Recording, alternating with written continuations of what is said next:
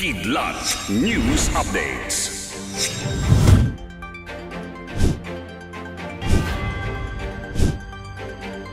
Ako po si Cesar Sorian, kasama ang buong puwersa ng Kidlat News Channel para ihatid ang nangungunang mga balita sa buong kapuluan ngayon. Mahigit 47.6 million pesos na halaga ng cocaine ang nasabat sa isang Bolivian national sa Ninoy Aquino International Airport nitong Martes, October 31. Kinilala ang suspect na si Robert Alvarez na dumating sa NAIA Terminal 3 mula Addis Ababa, Ethiopia. Nakuha sa kanya ng NAIA Interdiction Task Force ang halos 9,000 gramo ng cocaine na may approximate street value na 47,695,283 pesos.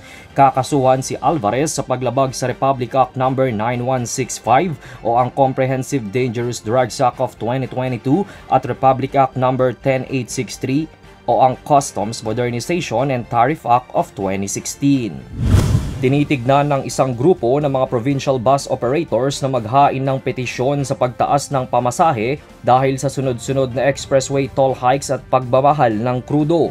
Saad ng Provincial Bus Operators Association of the Philippines, umaabot sa 10% ng operating cost sa mga toll fee ng mga bus na pumapasok sa National Capital Region at ilan pang interregional at interprovincial na mga ruta. Samantalang 40 to 50% naman ang nakakain ng operating cost ng krudo.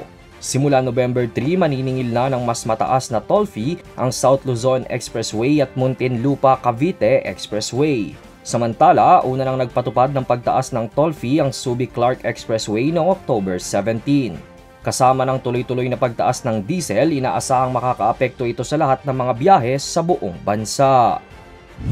Healthy, Nourished, Sheltered, Ensuring the Right to Life for All. Yan ang tema ng National Children's Month na ipinagdiriwang tuwing Nobyembre na pinangungunahan ng Council for the Welfare of Children at National Youth Commission kaisa ang Department of Social Welfare and Development o DSWD.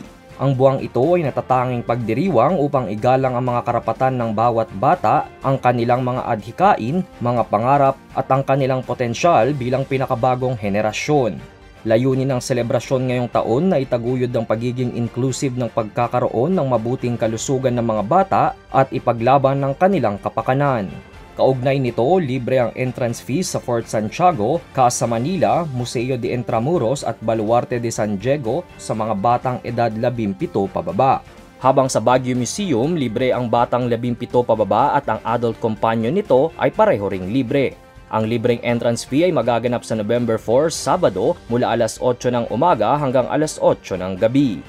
Para sa Kidlat News Updates, ito si Jai Reyes, nag-uulat. Atin niyo pong natungayan ang mga headlines sa nakalipas na oras. Manatiling nakatutok para sa mga susunod na updates at breaking news. Ako po si Cesar Sorian, kasama nyo sa bawat pagputok ng balita.